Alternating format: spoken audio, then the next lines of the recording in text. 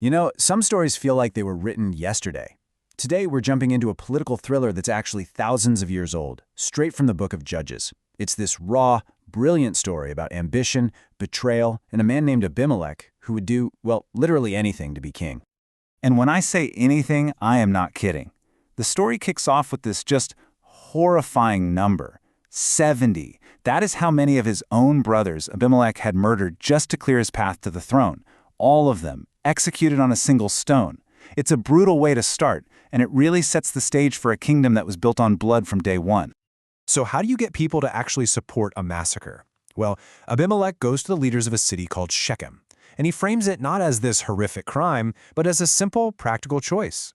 It's a classic political move, right? Create a problem, chaos versus order, and then present yourself as the only possible solution. It's an absolute masterclass in manipulation.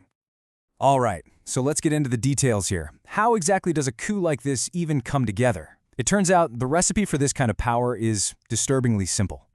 The whole conspiracy is just shockingly straightforward. First, Abimelek hits them with the most basic political play in the book, tribalism. He says, hey, I'm one of you. I'm your flesh and blood. And the people of Shechem, well, they just go along with it. Their logic is basically, yeah, he is related to us. So they fund his dirty work with 70 shekels of silver taken from a temple, a chillingly symbolic piece of silver for each life he's about to snuff out. He then hires a gang of thugs, commits the atrocity, and bam, just like that, he's crowned king. But here's the thing, the plan wasn't perfect. One person got away, Jotham, the youngest brother. He becomes the lone voice of truth in all of this, the one person who remembers the crime and refuses to just let it go. His survival is the single pivot point on which this whole story is about to turn. And this is where the story gets really interesting. Jotham climbs up Mount Gerizim, which overlooks the city of Shechem, and he shouts down this incredible prophecy, but he does it in the form of a story, the parable of the trees. So in his story, the trees decide they need a king, and first they ask the olive tree, a symbol of value and honor. But the olive tree says no. It asks, should I give up my oil, which is used to honor gods and humans just so I can hold sway over other trees? It knows it has a higher purpose. So next, they ask the fig tree, which is known for its sweet, amazing fruit. And the fig tree gives a pretty similar answer. It says, why on earth would I give up my sweetness and my good fruit just to rule? Just like the olive, it finds more value in what it actually produces than in the power it could have. Then they ask the vine, and you can probably guess the answer. It's no again.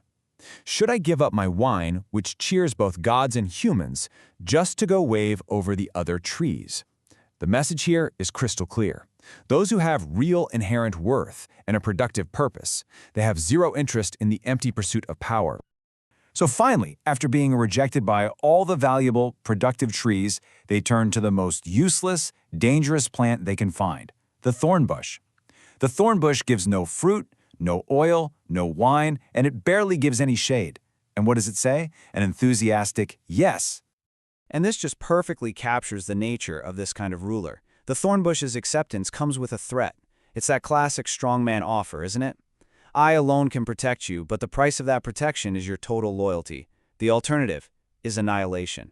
It is a perfect metaphor for Abimelek. So here's the most important point.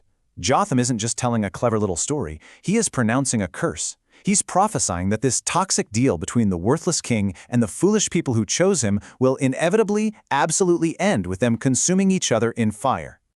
So now we jump forward 3 years. Abimelek's been ruling, but that alliance he made with Shechem, it's starting to crack. The trust that was bought with blood and silver is beginning to sour, just like Jotham predicted it would. And a new player enters the scene, a guy named Gaul.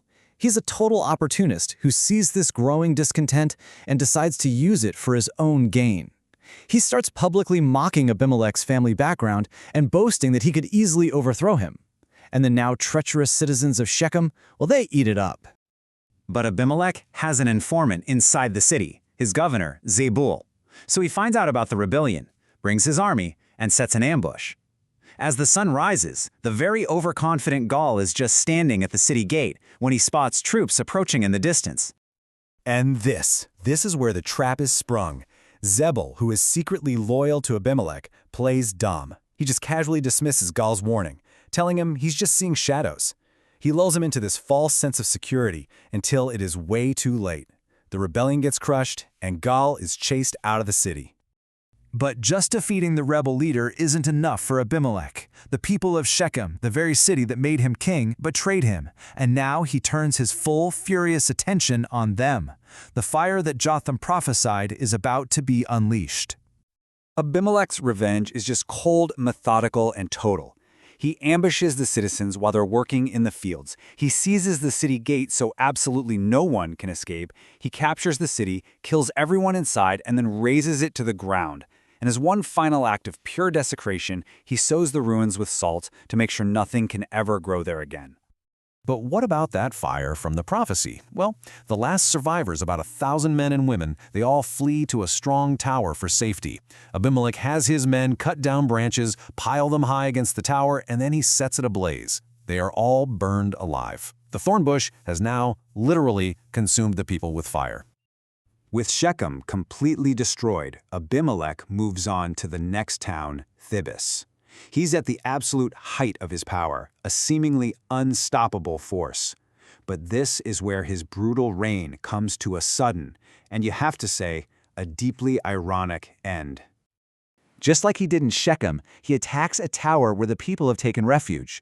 But as he gets close to the wall to set it on fire, a woman up on the roof drops a millstone, a heavy stone used for grinding grain, and it lands directly on his head, cracking his skull. The great warrior, the murderer of 70 brothers, is taken down by an anonymous woman with a piece of kitchen equipment. And even in his dying moments, Abimelek's pride is the only thing that matters to him. He cannot stand the shame of history recording that he was killed by a woman, so he begs his armor-bearer to just finish him off with a sword. His very last act is one of pure vanity, a desperate attempt to control his own legacy. So let's tie all of this back to the beginning. The violent death of Abimelek and the complete and utter destruction of Shechem, these aren't just random acts of violence in a chaotic time. They are the direct, exact fulfillment of that prophecy that was shouted from a mountaintop 3 years earlier. In the end, Jotham's curse came true in every single detail. The Thornbush king and the people who chose him turned on each other and were completely destroyed, just as he foretold. It's a perfect, tragic circle of crime and retribution, and it really leaves us with this chilling question that still echoes today. When we choose our leaders, what kind of choice are we really making? And what happens when we invite a thornbush to rule over us?